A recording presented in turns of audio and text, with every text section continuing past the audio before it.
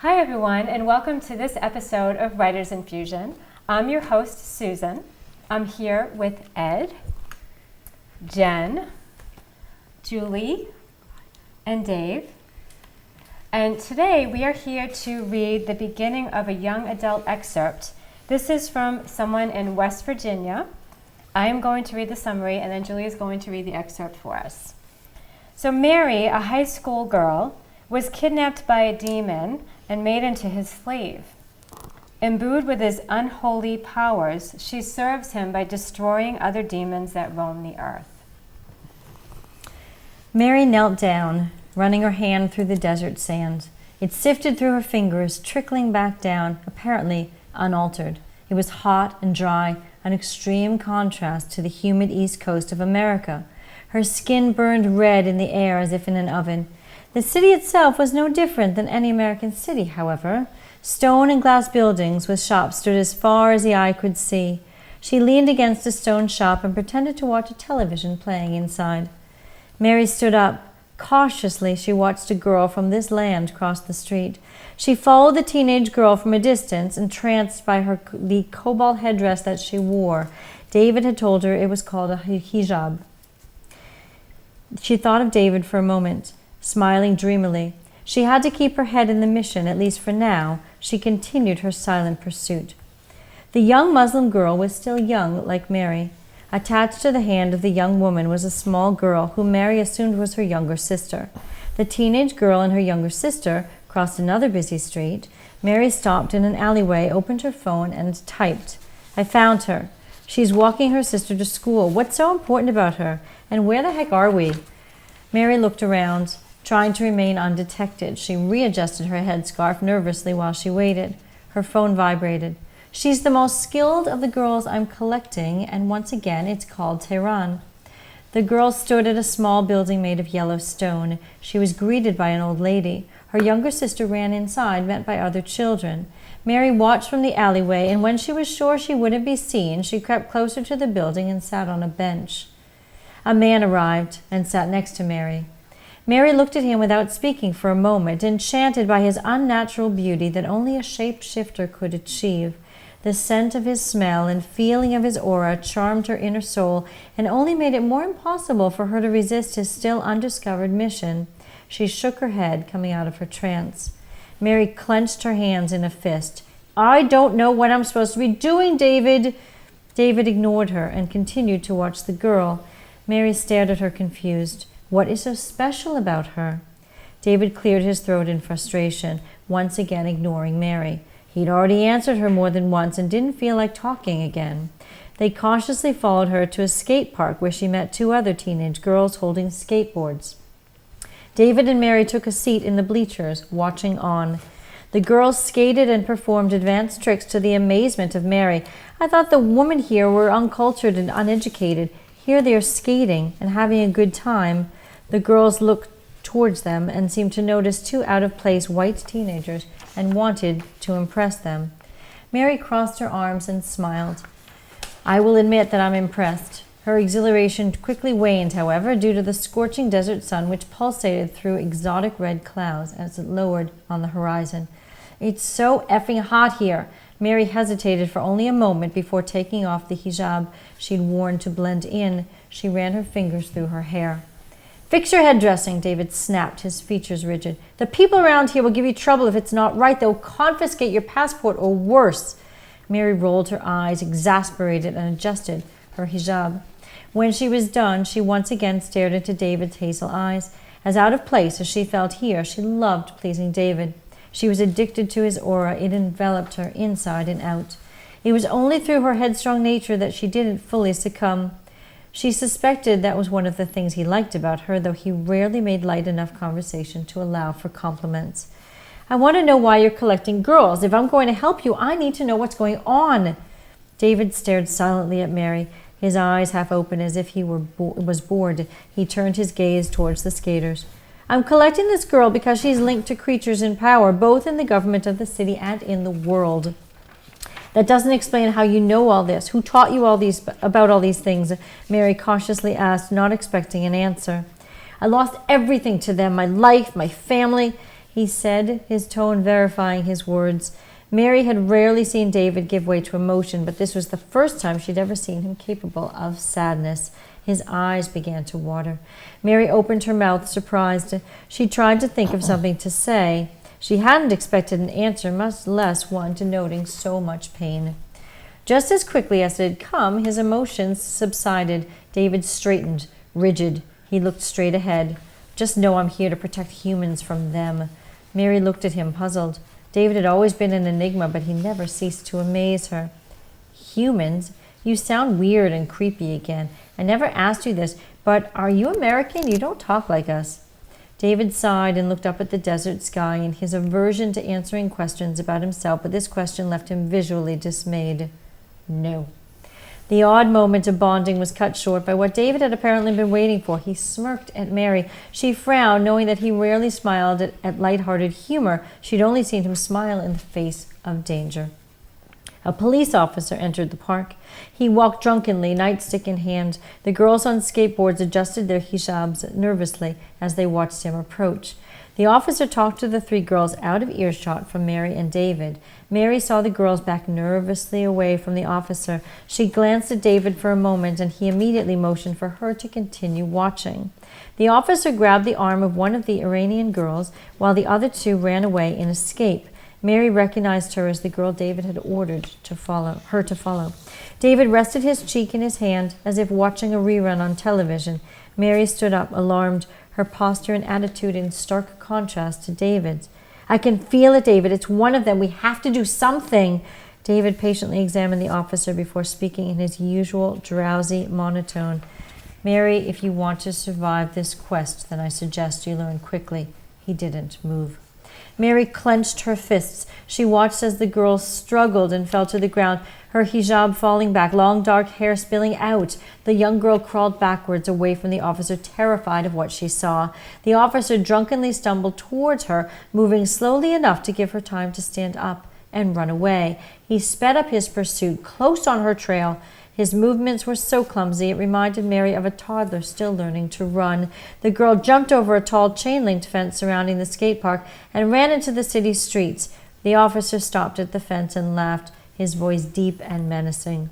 David tapped Mary on the shoulder. She jumped, startled. He motioned towards the officer, whose hysterics were gradually sounding less and less human. This is what happens if you abuse your gift, he sighed in despair. It is a red type. Take care of it and remember what I told you. He folded his arms and leaned back on the bleacher behind him as if about to take a nap. Mary took two worn daggers from sheaths hidden in her lower back. She ran a finger over the old English text as a quick reminder. 1492, Lord Baltimore. Yo, cop, get your tuchus over here.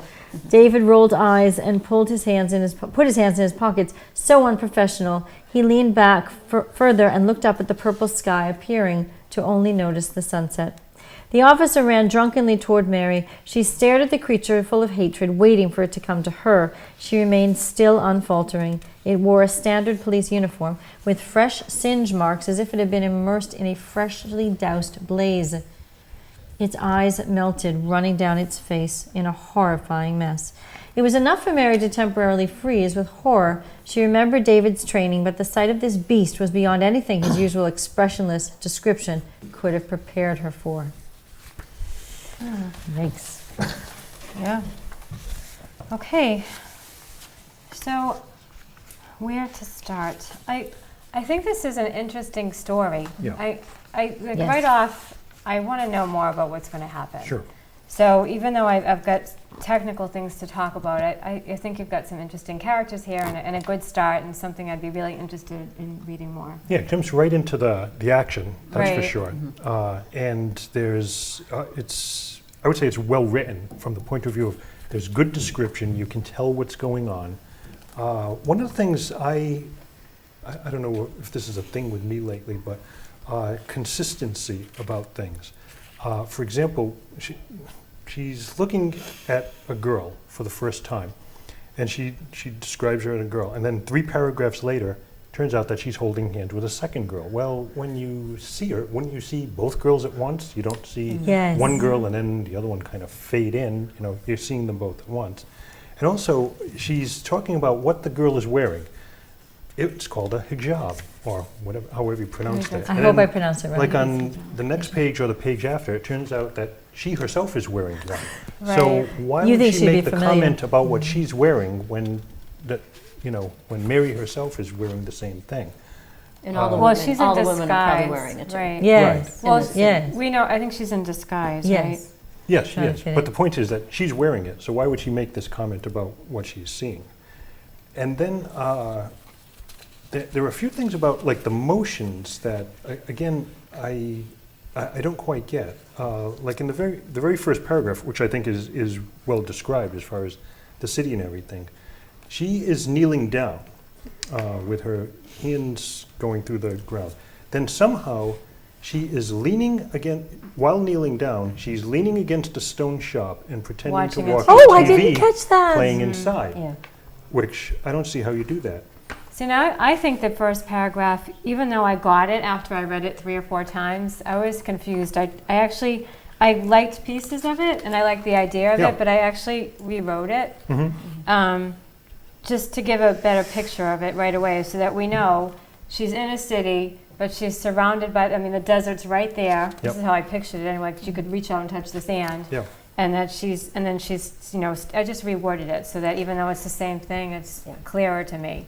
And even though I could follow the action and I liked where it was going, I was still confused in several places. Yeah. I didn't really know what was going on, and maybe we're not supposed to know what's going on, but I really didn't know what was going Right. on. If I could keep us in that first paragraph, I like the imagery of the first 2 sentences. I gave you a check for that. It sifted through her fingers, trickling back down, appearing unaltered. Thought that was nice. The next sentence says, it was hot and dry, in extreme contrast to the humid East Coast. I'm wondering if that's the sand or the climate. It's ambiguous. I just took it So out. do be careful. All right, Sue took it out. Well, do you take this out? I too? took the Okay. next 2 sentences out. David, I wonder about name choice. I love choosing names. I just heard Hank Philippi Ryan speak. She says she goes through the unclaimed money list, that huge list, treasuries list, to find names. I love that. So why is he David? Why is he not Luke, as a subtle reference to Lucifer, or Santana for Satan, or Bill for Beelzebub, or something? Why is he David? And while we're speaking of David, on page 2, it says halfway down, 2/5 of the way down, a man arrived and sat next to Mary. I think I might say David suddenly appeared because he's a shapeshifter. And There's she- some and she magic knows to who he him. is. She So knows it who he wasn't is. just a man. Not a She man, knows who it exactly. is. I found that not as descriptive as it could have been. Yeah, I got to ask where David was in relationship to the girl. Was he next to her? She was texting to talk, and then Oh, yes, and then he was next, and then she was far away. He And teleports. He can get there. How do people write texting? Because I wrote that she shouldn't write it as quotes. I said that she should change Good the question. font or something, but it's definitely not quotes. I was just I didn't know where the guy was. Right. And if he does have this, shape-shifting is different than teleporting, isn't it? I'm Yeah. joking about teleport. Oh, yeah. Yes. Yeah, Yeah. but that might be how he did get Yes. that teleport. And that's fine. Yes. Because he's obviously some type of supernatural And he being. appears in front of her. I mean, Yes. do something supernatural as Yes. opposed to, and now he's next to her and he's talking to her, and then he's over. Have him appear. Have us be able That's to right. identify that something different has happened. You know Because what I else? I didn't know sorry. where they were. I was confused. Also, Tehran. she has apparently been assigned to find this one particular girl. Now, the story starts off, she's kind of looking around, she looks up, she sees the girl, that's her. It's like, Done. boom. Okay, well, that was easy. So she's looking for one specific person, sees one person in the city of Tehran, and that's the one. It's It's really like, hot. Maybe they're all in She for should tea really or buy a something. lottery ticket because, Yeah, you know, she got the touch. She's on a street. Yeah. Well, one thing I'd like to add to that is that, you know, this author starts right in the action, and I love that. And yeah, this author could have gone into her looking for the girl and looking for information, but does that really matter? I mean, eventually, obviously, this girl is going to go on multiple quests, and we'll get into that. But I think right now, it's setting the setting, introducing the characters. David's obviously some type of supernatural. She's under his spell. And I think it's okay that she starts where Mary finally finds this first girl, because I think it gives the author the ability to show the reader this world. Tell me So something. I thought that was okay. If we hadn't read the summary, would you have, I have two things. Would you have known that she was under his spell? No. I wouldn't have known that at Yeah, all. I think Well, You yeah, did? she's mesmerized by his aura, and Yeah. Yeah, but- yes, maybe. And then the other thing is, when I read the first I would have page, guessed that they were partners. Yes, Maybe yes. he's a little more senior or something. Yeah. like that's what I that. would guess Yeah. too. And then the other thing, and I have no idea why I read it like this, but I read on the first page, I kind of saw her as being more of a powerful figure. So on the second page, when she said she readjusted her headscarf nervously, I was really surprised by the nervousness. I know that seems minor, No, but no, that's kind really- of changing real. the whole thing about Yes. where she's at and how she's seeing this and whether or not she wants to be there. Yes. Does that make sense? Yeah. Yes. I also have a hard time with, if this guy, David, has so many powers, why does he need Well, you see, the one someone else? And then the cop comes Again, in and it's intervenes. consistency. Yes. It's yes. like, If he's yeah, powerful and he can do these things, right. take care of it yourself, buddy. Right. And it's almost like he's seen it already. She basically says he's seen this happen before with the cop. He almost knows what's going to Yes. happen. So Yeah. take care of it. If I Right. could analyze language for a split second on the first page, because that first paragraph has some nice language.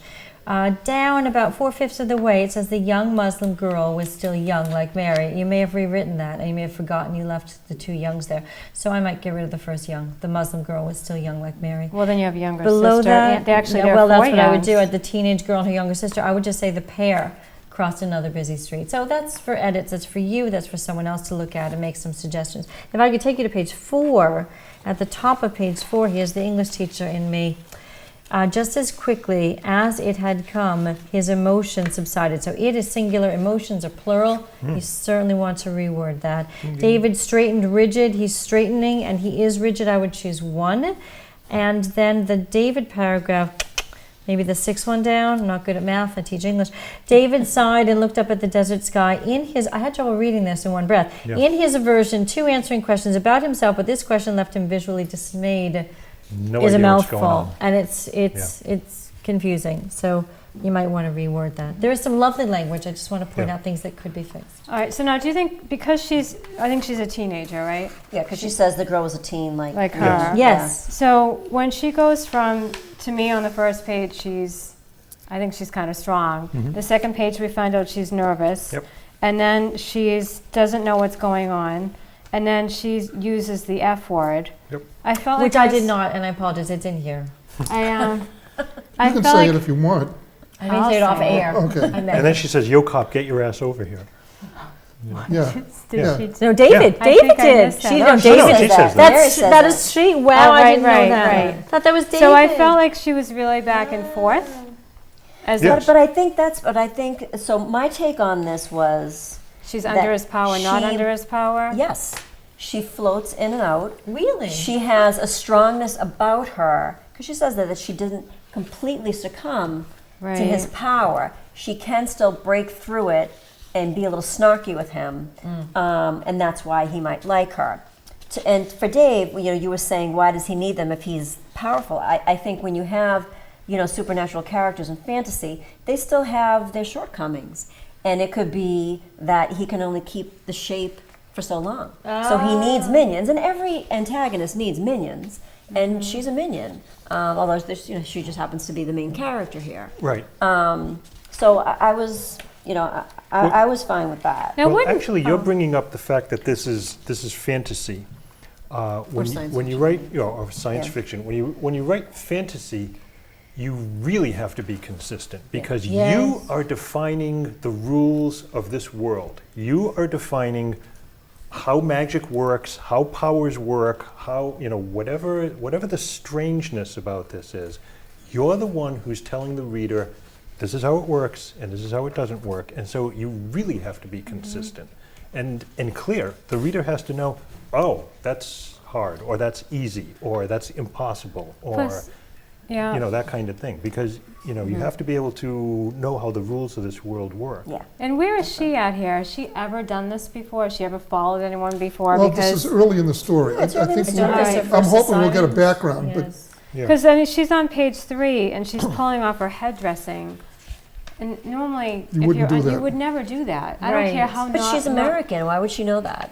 Well, because she's Because he says you have to undercover. wear it in this, No, but culture. well, even Yeah. before he says that, she obviously knows that because she had to put it on. Yes. And because she had to put it on, she should know she shouldn't have to take it off. Well, speaking of that, would So there be in American. this And then- culture American teenager. of modesty? Would there be You're right. skateboarders? Would there be girls skateboarding? Well, they're commenting on that. really. Right. Well, I they find that so commented. stunning. So here, when I go back to that hairdressing thing, David gets mad at her and he says, the people around here will give you trouble if it's not right. They'll confiscate your passport or worse. But the real problem is that she'll blow their cover, Yes, right? yes.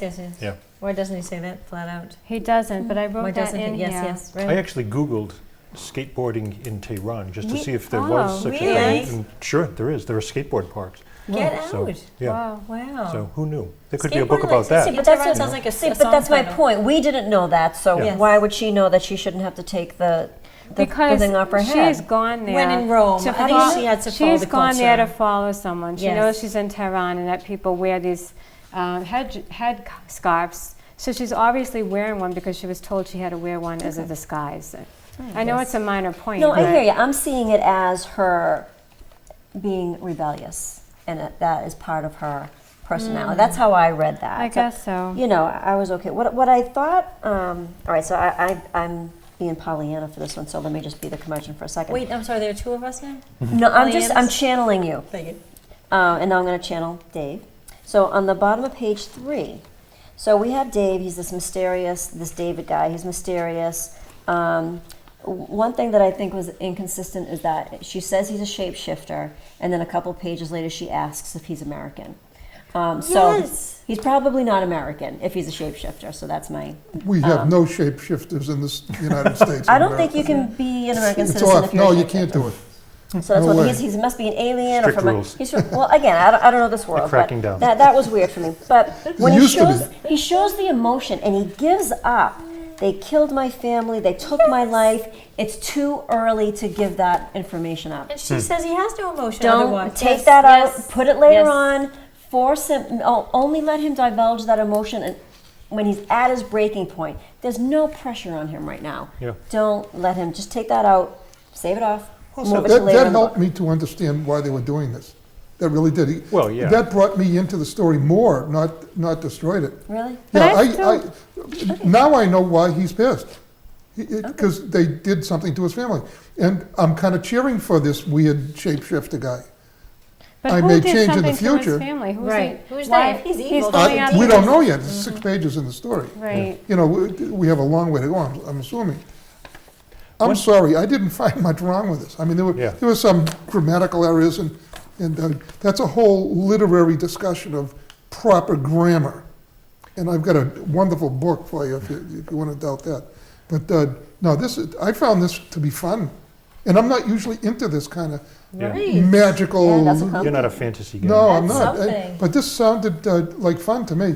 And I think for once, when the cops started dissolving or whatever, normally I say, oh, gross. Highlight that stuff. Bring it out more. on it. Pump up the hideousness. So I am now cheering for the shapeshifter, David. My namesake, by the way. I'm going to live my life the way he is. And I'm hating the people that he's going after. So now we're rooted, which is exactly what we complain about in other stories. There's no one to cheer for. Yeah. Right here, 5 pages into it, seemingly a good guy, and clearly drunken cops are bad guys. And Right, a and they brewing fall- and romance, they- a I possible don't see romance. him as a good guy yet. What? I don't see him as a good guy yet. I No, think he's a mis- protagonist. You I'm could, not you sure. could. Yeah. Well, Has to. He's not a he's good guy. got a reason for being vindictive. Yeah. I mean, I would keep reading. I loved him. He's. Yeah, would keep reading too. I had fun with it. This Yeah. is, sometimes you're saying, well, I had- 6 pages felt like 100, but this is good. No, I This is really fun. like the story. I just think there's technical stuff that has Yeah, to be yeah, taken care yeah. of. Well, and you want to deal with it. And Right. again, I have a book for you. It's sold millions. It's a national bestseller, and there is not one sentence that's grammatically correct. What is it? Yet you do understand. It's called The Painter, and the guy wrote 2 books. Oh, we're running out of time. We have Oh, one sorry. minute left. I'm sorry. Okay, I'm done. So I guess we're ready to summarize. Yep. So we've all made notes. So in terms of the technical, you can find that in here from all of us. So whether it's word choice or using commas or whatnot, then you'll find that in here. Overall, I think all of us were interested in the story and we enjoyed want to it. read Yep. more. Yeah. We really did enjoy Shows it. promise. It does show a lot of promise. So thank you for submitting. And that about sums it up. So Yeah. thank you everyone for watching, and we'll see you next time on Writers Infusion. So keep writing. Yeah, this one was fun. I enjoyed the, Yeah. from the